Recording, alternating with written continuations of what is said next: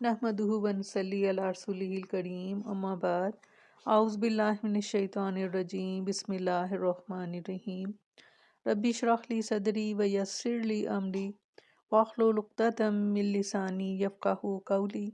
السلام علیکم ورحمۃ اللہ وبرکاتہ۔ کیسے ہیں آپ سب؟ انشاءاللہ خیر و عافیت سے ہوں گے۔ اللہ تعالیٰ آپ سب کو اپنے حفظ و امان میں رکھے، آمین ثم آمین۔ ہم صورتوں کے فضائل پڑھ رہے ہیں۔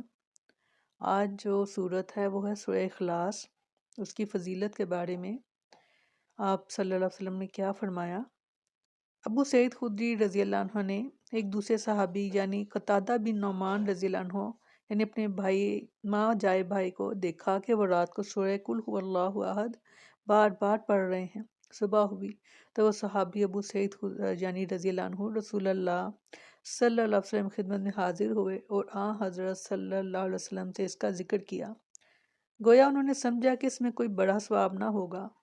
رسول اللہ صلی اللہ علیہ وسلم نے فرمایا، اس ذات کی قسم جس کے ہاتھ میں میری جان ہے، یہ سورت قرآن مجید کے 1/3 حصے کے برابر ہے۔ آپ نے دیکھا اور جانا کہ چھوٹی سی سورت اور اس کا اجر بے شمار، یعنی 1/3 قرآن کے برابر اس ایک سورت کو کہا گیا۔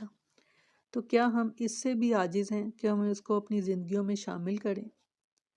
اللہ تعالیٰ ہمیں توفیق دے کہ ہم ان چیزوں سے فائدہ اٹھا سکیں اور اپنی آخرت کے لیے اگر کچھ کر سکیں تو تھوڑے تھوڑے ٹائم میں بڑے بڑے اجر جو ہیں وہ تب ہمیں ملیں گے جب ہم سنت کو جاننے کی کوشش کریں گے، اور جب سنت کو جان لیں گے تو پھر آپ جانیں گے اور پھر آپ کو معلوم ہوگا اس بارے میں کہ چھوٹی چھوٹی چیزوں کے بارے میں اتنا بڑا بڑا اجر ہمارے لیے رکھ دیا گیا، اگرچہ ہماری عمریں کم ہیں، کیونکہ آپ صلی اللہ علیہ وسلم نے فرمایا کہ میری امت کی جو عمریں ہیں وہ بہت کم ہیں، یعنی 60 یا 70 سال۔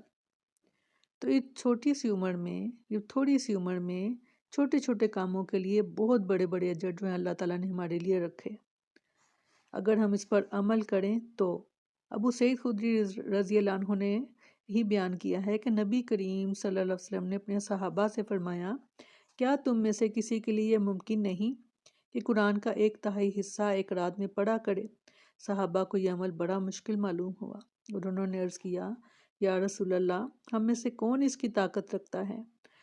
حضرت صلی اللہ علیہ وسلم نے اس پر فرمایا کہ قل هو اللہ احد اللہ الصمد قرآن مجید کا 1/3 حصہ ہے۔ محمد بن یوسف فربری نے بیان کیا کہ یہ حدیث جو ہے یہ مرسل ہے۔ اللہ تعالیٰ ہمیں ان چیزوں کو اپنانے کی توفیق عطا فرمائے، آمین ثم آمین۔ السلام علیکم۔